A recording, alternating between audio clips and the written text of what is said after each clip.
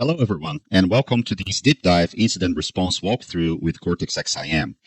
Today, we are tackling into one of the most prevalent and invasive threats in the cybersecurity landscape, the ClickFix social engineering attack. Imagine this scenario. User receives spare phishing email, clicks on a link, it gets redirected to a CAPTCHA fake page that asks him to press Windows R and paste something in it, and then execute. In a few seconds, a fileless PowerShell payload executes, and the organization's credentials are at risk.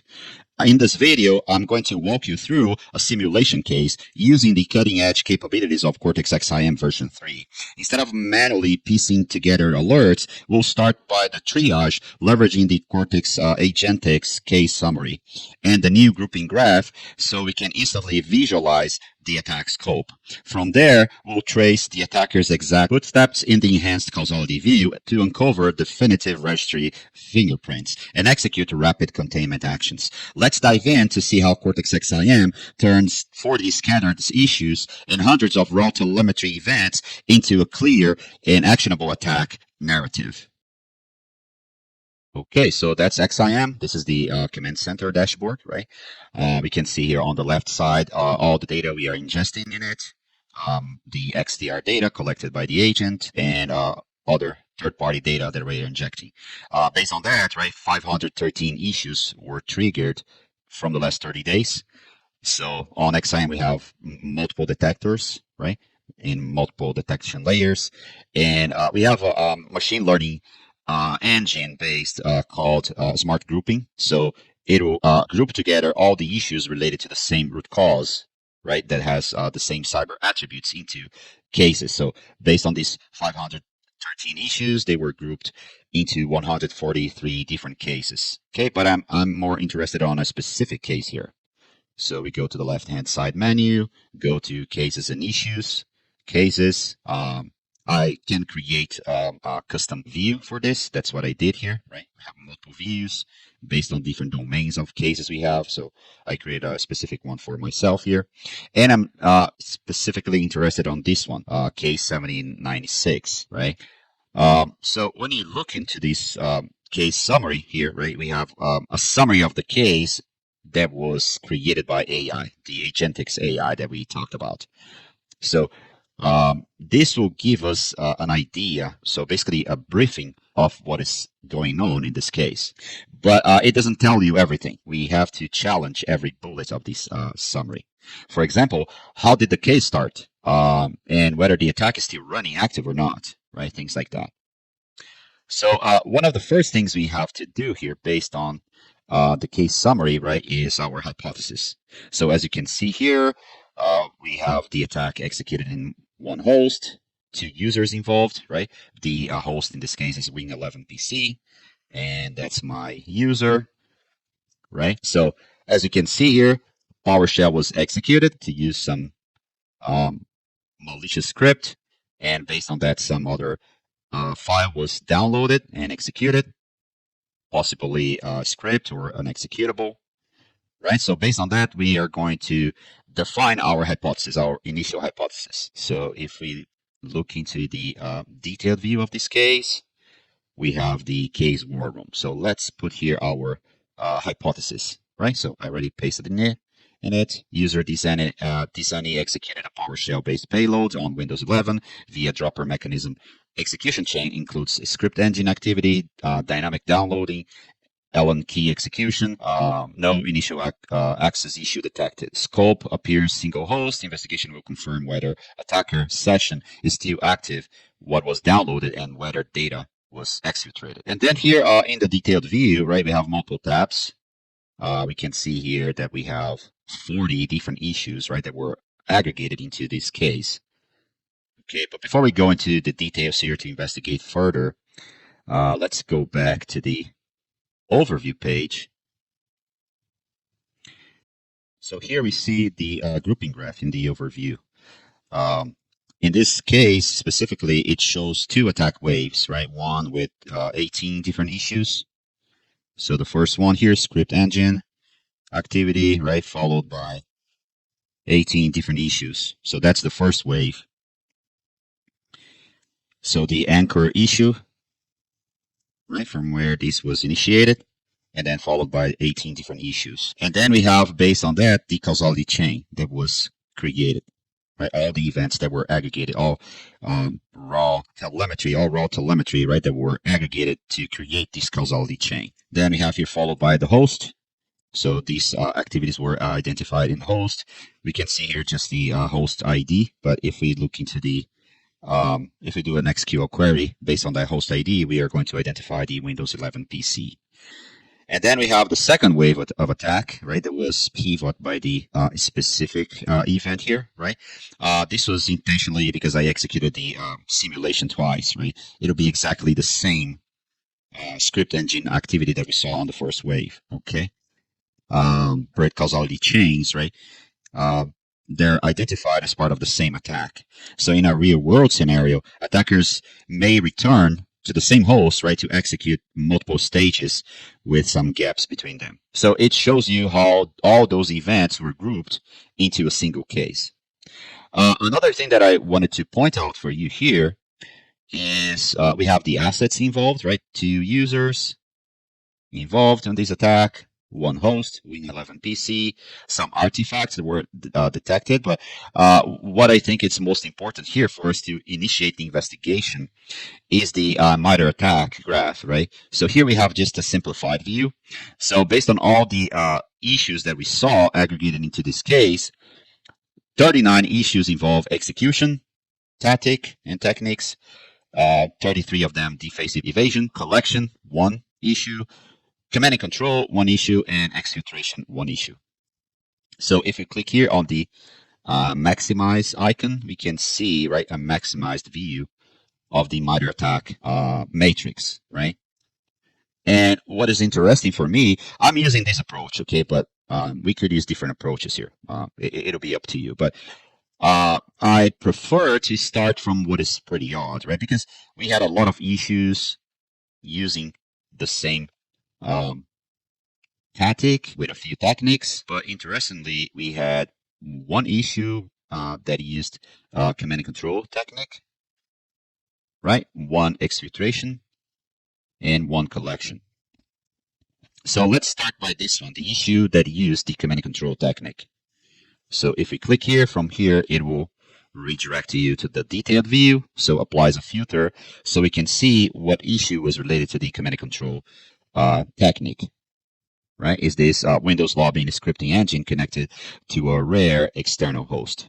So we can click here and see the issue details. Okay. This is very interesting. We can see here that this issue was triggered by an analytics BIOC rule. So BIOC rule is a rule that detects some malicious or suspicious behavior, but because it's an analytics BIOC, it takes into consideration the analytics, right? The analytics is the baseline based engine running on XSIAM. It's also available on XDR as well. And as you can see on the description, right, the description is very important here. The scripting engine PowerShell.exe connected to this FQDN, right, from this domain. And this address was connected by 0 different endpoints across 0 unique days in the last 30 days. Right, so this is basically telling us that this was an anomaly. And because it's an anomaly, it should be investigated, right? And if you look into the command line, it also shows you something interesting. It used PowerShell to download an executable. And then here you have the executable name, right? And dropped it into a temporary folder. So this can give you some idea on what's happening, at least as a starting point for your investigation. So if we go back to the issues and insights, let me just clear the filter here to see all the 40 different issues. If you look on many of them, firstly, we don't analyze these issues just based on severity. Okay, so first thing, we should visualize them in a chronological way, right?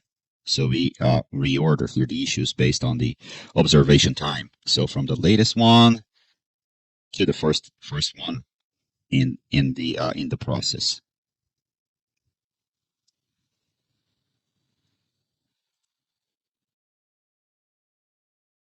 So we should reorder them based on the observation time, right? From the latest one to the oldest one, right?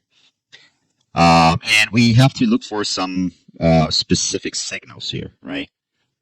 Because the ideal in my approach is to look for the issue with the most significant signals that will give us as much information as we need, right, to understand the attack. So we don't have any priority field here, right? It's based on severity, and we don't have any accuracy level information, right?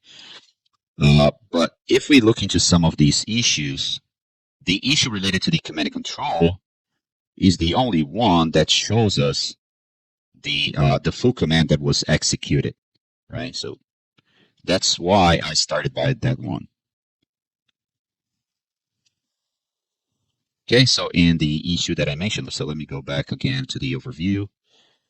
And based on the MITRE attack matrix, we go to the issue that used the command and control tactic.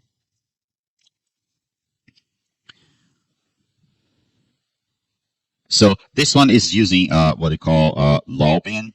Lawbin is basically an attack where a legit binary was executed, but with a different purpose, right, during the attack. That's the idea. And as I mentioned, right, this is based on the analytics. So it detected this as an anomaly because the same action didn't happen with any endpoints on any unique days in the last 30 days. And we can see, as I mentioned, the whole command that was executed. Okay, so we can see here that it used PowerShell, a legitimate binary, right, a legitimate executed from Windows, to download potentially harmful executable. Okay, that's the idea. Okay, and based on that, as you can see, right, we have the evidence section here. So the evidence section basically shows you the causality view.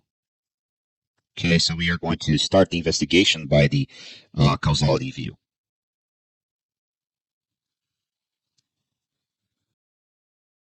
Okay, so we can expand here to see the causality view.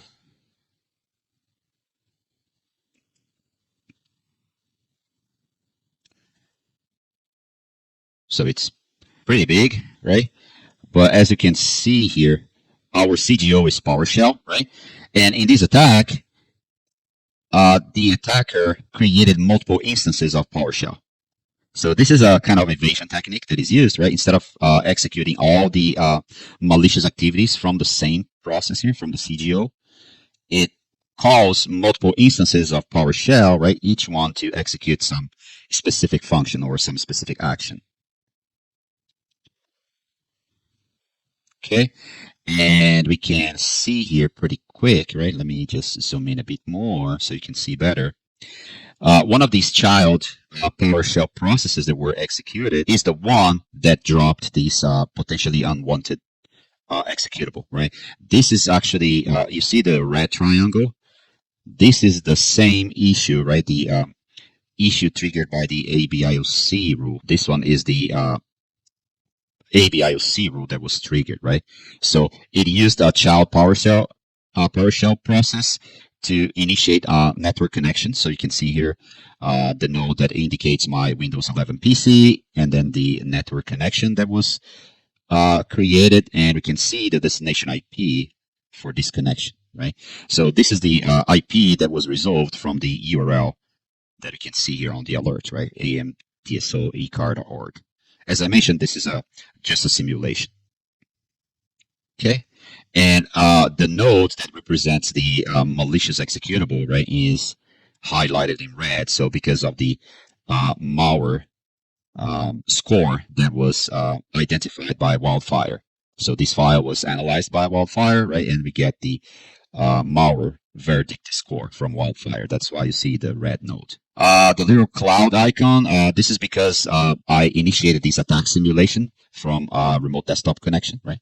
I initiated a remote terminal session from my local machine into that virtual machine where I simulated the attack. Another thing that I'd like to highlight here, right, is that the event that was triggered here by the ABIOC rule has nothing to do with the file verdict, right? So this event was triggered because of the malicious activity, right? It analyzes the behavior that was executed. After that, then because of the file, right, the malicious executable, it was detected, then a new issue was triggered by Wildfire itself. So in the meantime that we are analyzing the causality analysis, we could run a playbook, right, to get more information, to process more information about this specific attack. And we have a very good one here to execute that is to the exact same scenario, right? The use of lobbying command execution. Okay, so we go to the work plan to run the playbook. And we have this playbook that Palo Alto provides to remote PSExec with lobbying command execution. Okay, I already executed it, but we can run it again.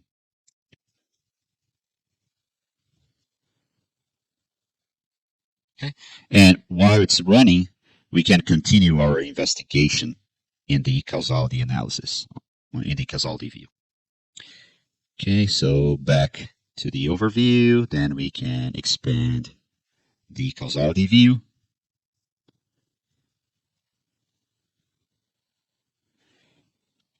Another thing here, right?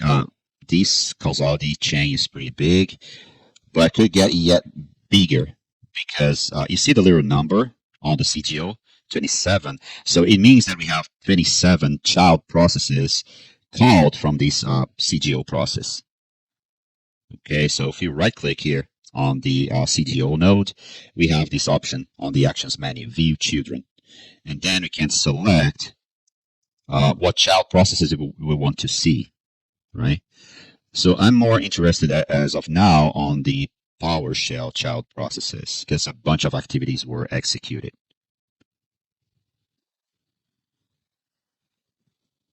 Okay, but we can look into the other ones later on. Okay, so I have some here. Let's also see this one. This one. Yeah, I think that'll be enough for now. You see, it got huge, right? And you see on the lower pane, when you select a node, you can see all activities executed by that process, right? All actions. Issues triggered from there, process activities, network activities, file activities. Okay, so as process activities, we have process execution. So we have a bunch of process executions, network activities. So if network connections were initiated, and you can see the details of the network connection. Okay, file activities. So if files were created, read, modified, deleted, you can see here the details of the file activities. Okay, so here you have the action type: file read, file write, or file read, file write, file creation, file deletion. So depends on what was executed. Registry, so registry, modification, deletion, creation. Okay, event logs from Windows in this case, and many other events. Okay, so let's look into some of these other child PowerShell. We have one here from where another issue was triggered, right? If you click on the issue, that's interesting, right? We have here command that was executed. So based on that, it triggered this specific analytics BIOC. So it's considered a suspicious PowerShell command, right?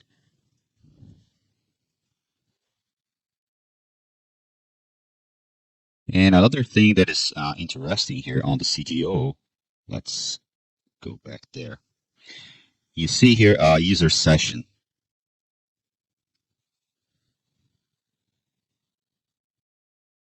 You see this bunch of set clipboard actions.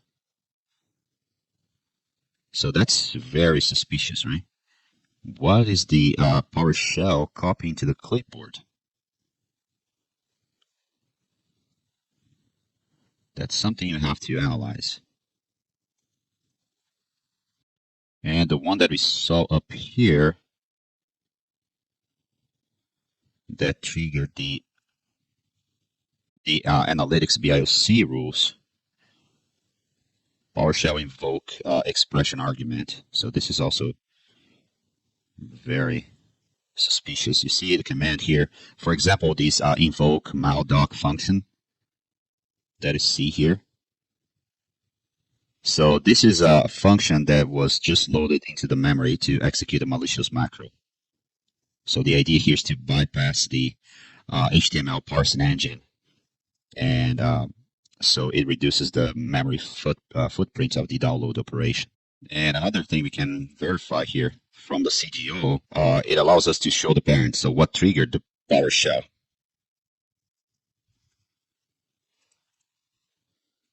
So the parent process for our CGO is SVC host.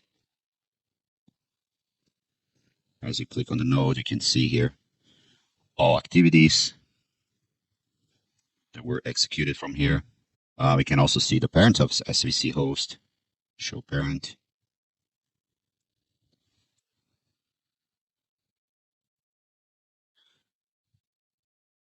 And the parent here is explorer.exe, right? Another CGO identified.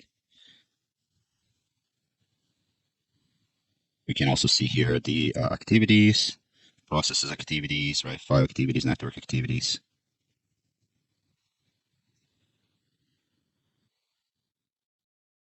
And we can have a look here if anything caught our attention. User session.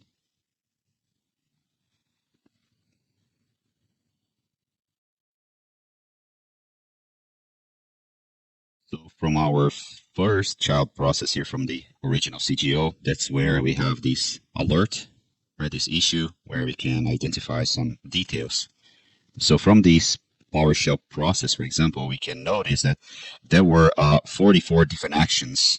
And if we look into the time range from 1439 to 14...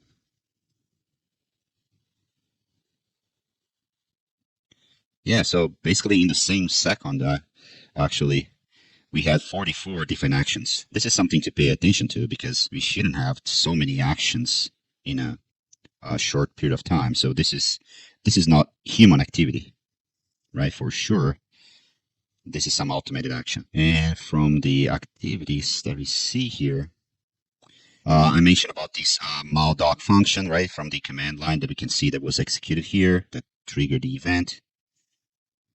What else that we can see here?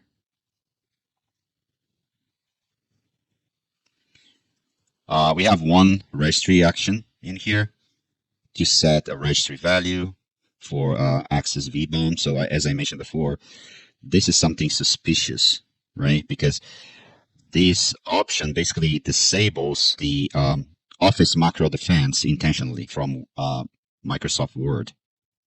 This is very suspicious. Another thing is that this action or this command will also make a network connection to GitHub. Another point to pay attention to. Let's see here on file activities, we get something interesting as well.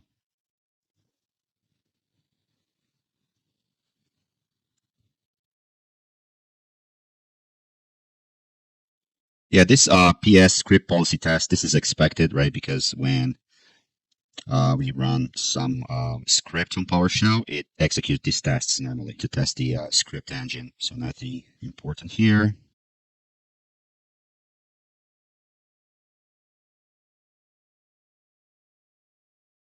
Another PowerShell instance running similar command to the previous, right? Connection to GitHub. So because this is a simulation, right, this was an action executed by the Atomic Red Team tool, right, to simulate the attack. So it's not a real attack, as I mentioned at the beginning. We have one network connection activity here. An outgoing connection. We can see the destination host, destination port for this connection, right? The protocol TCP.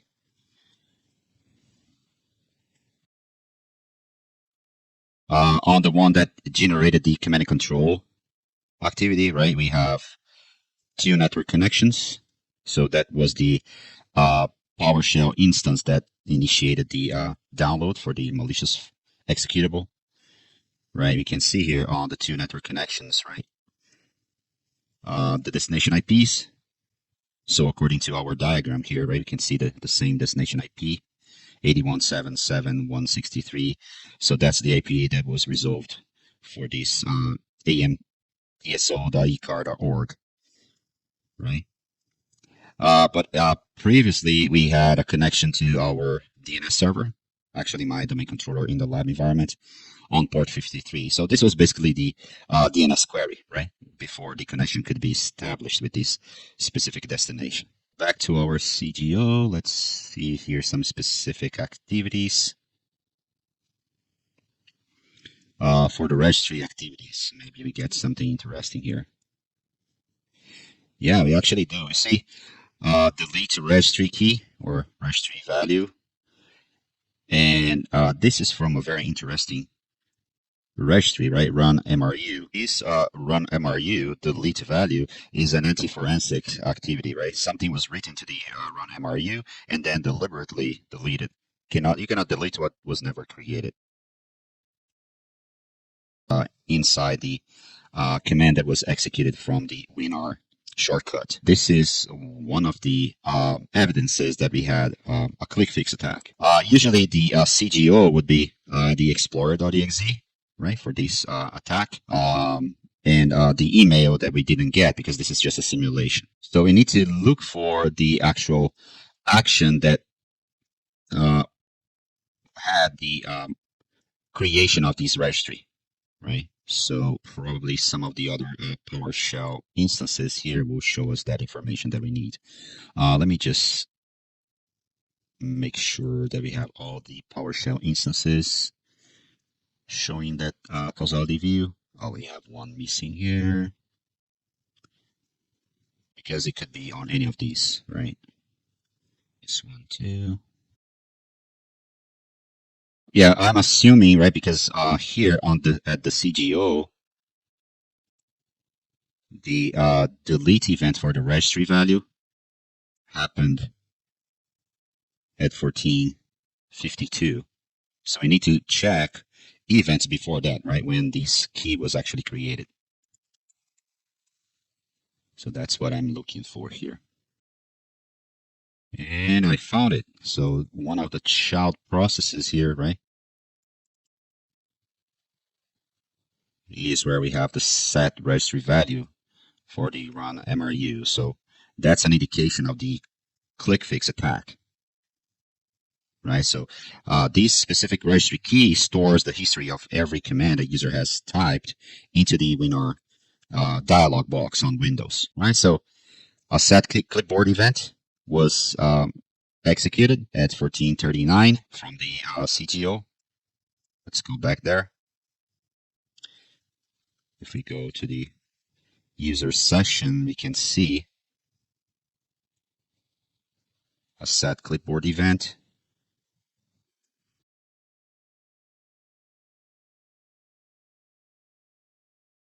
And in the one of the child processes, we could see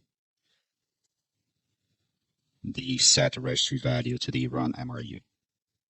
And for this process, right, that triggered the set registry value of the run MRU key, we can see exactly what was in the command, right, that was executed when the user clicked on the Windows R, right, to execute. So this is what was pasted exactly.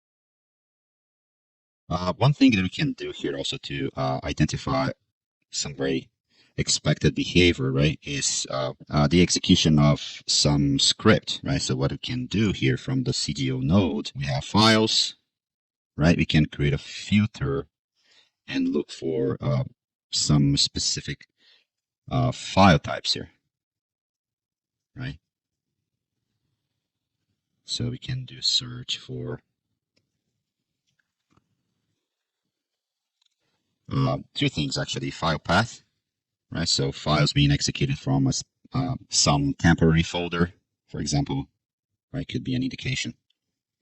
So from some temp folder, from app data.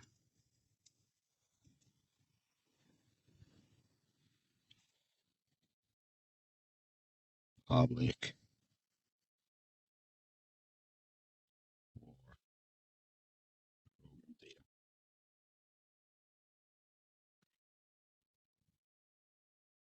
And we can do a search here for the file name,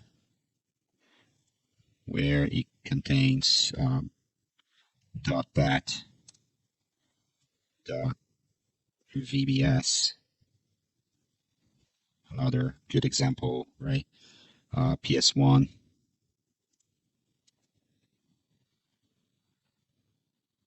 LNK.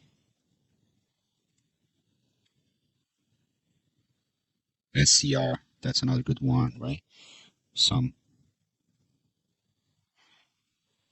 executable, right? That may be, or a script that may be suspicious.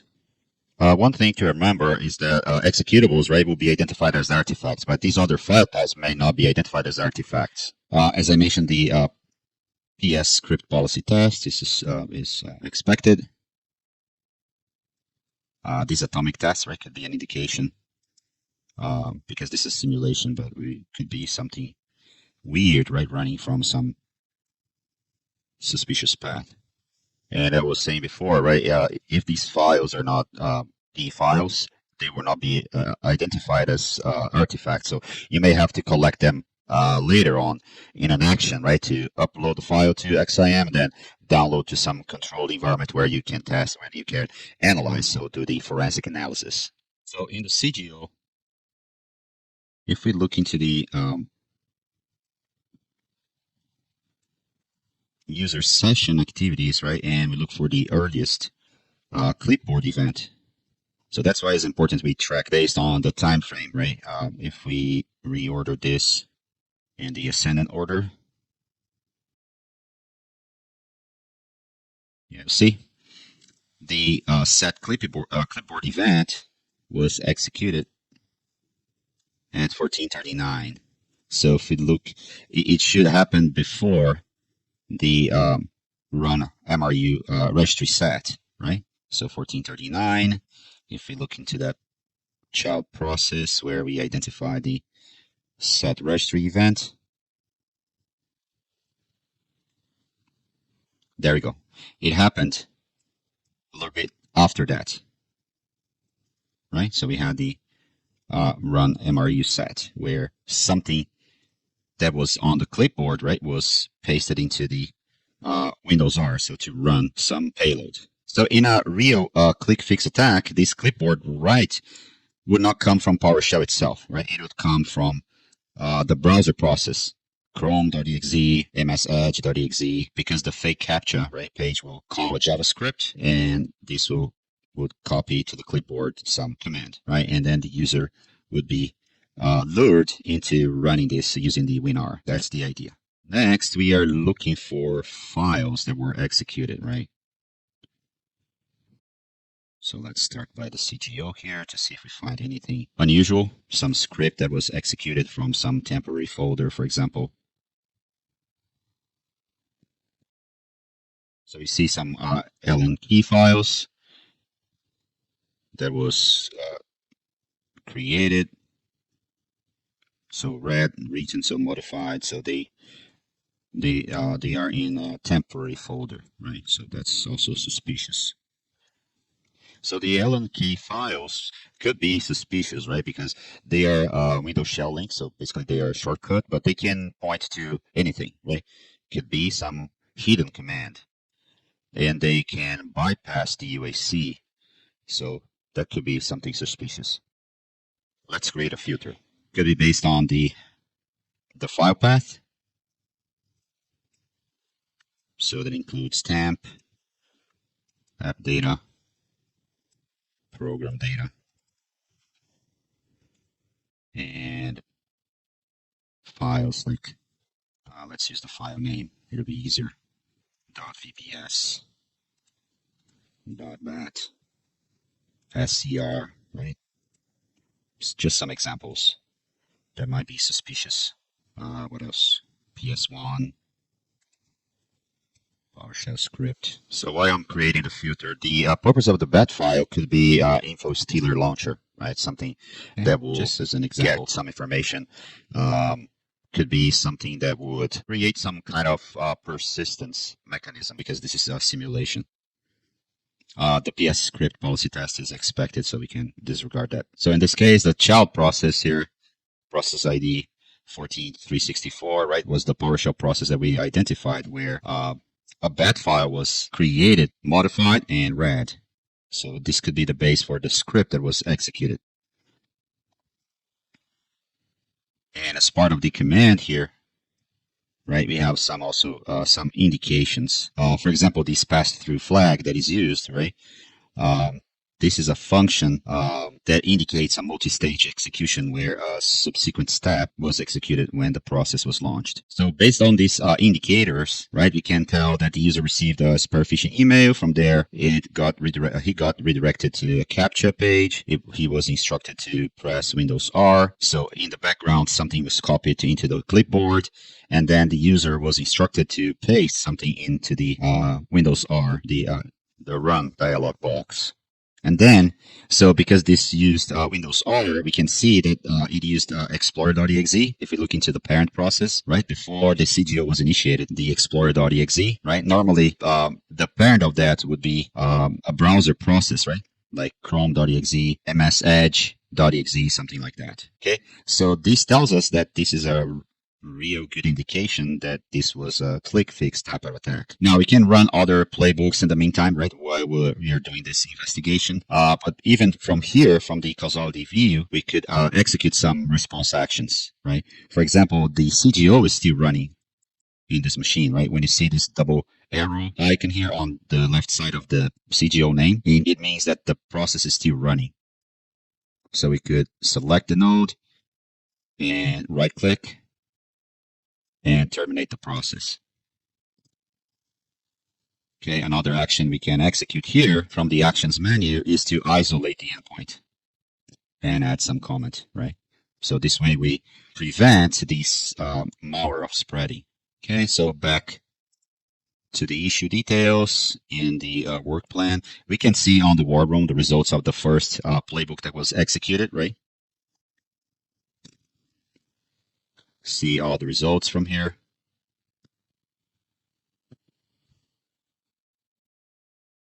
So we got here the verdict from VARSTotal, but because this was a legitimate process, so it doesn't help much, right?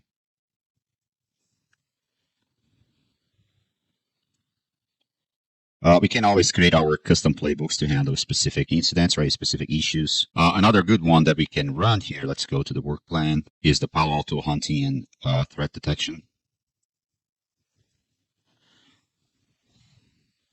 Okay, so we run this after we have isolated the host, blocked the domain that is used here for the command and control communication, and then we wait for the results.